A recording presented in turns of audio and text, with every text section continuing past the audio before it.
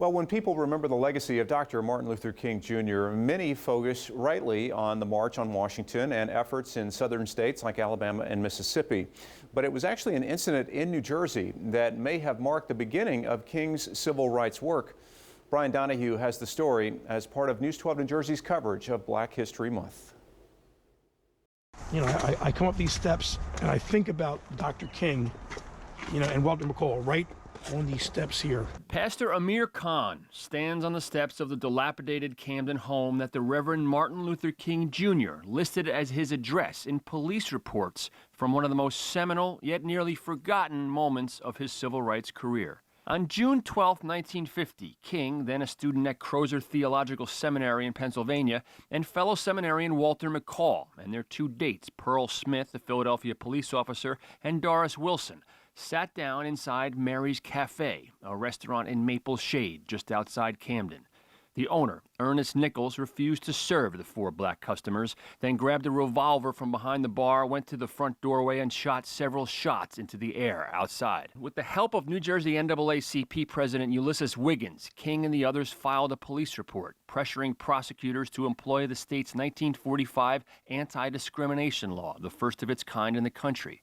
Bartender Ernest Nichols was arrested and charged with several crimes. Right on these steps here, talking, and getting the instructions, don't go down there to Mary's Cafe.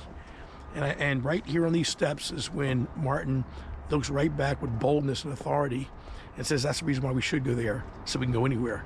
King would years later testify to a Senate subcommittee that the incident had inspired him to go into civil rights activism. It marked the first combination of legal action and nonviolent civil disobedience that King would make the hallmark of the movement he led. You know, this is a 21-year-old Martin Luther King 5 years before the Montgomery bus boycott ever happened. Patrick Duff, a local activist and amateur historian, pieced together the Maple Shade incident, unearthing court documents in an effort to get this plaque placed at the former site of Mary's Cafe. He'd like to see it made into a park with a more substantial monument. I'm a civil rights activist, and I could not believe that I did not know that, being that I grew up 2 towns from here. Khan heads a nonprofit that last year bought the Camden house with hopes of turning it into a museum.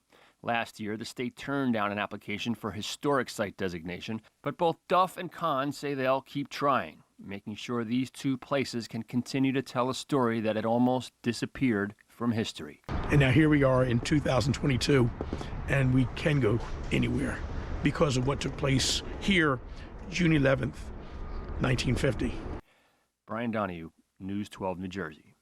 Pretty amazing New Jersey history right there. The state did turn down the application for historic site designation. They said that MLK had stayed at that Camden house occasionally while his friends lived there, but those events were not significant enough to warrant the designation. Khan saying they are optimistic they can convince the state otherwise.